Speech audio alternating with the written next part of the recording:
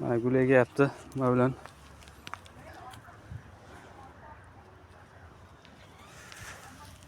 Uncha odam yeganmaydi. Uncha odam egalmaydi bunaqa gullarni. Faqat bir kishi egadi bu gullarni. Mana. Xrizanteya gullari mana. Donasi 300 ming so'mdan sotiladi. Dastlabkasi bor. Vodiy bo'lib dastlabkasi bor.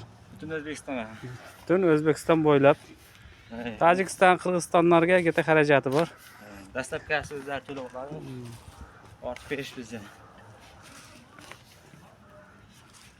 Mehr bilan ekish kerak.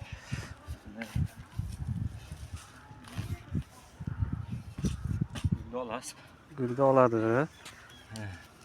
Ekish jarayonini ham bir ko'rsatib boring. Ekish jarayoni.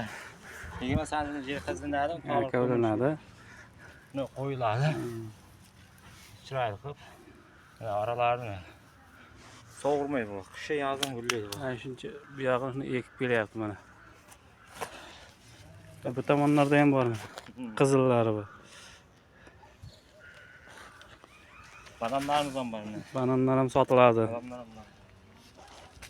50 ming so'mdan ko'chat.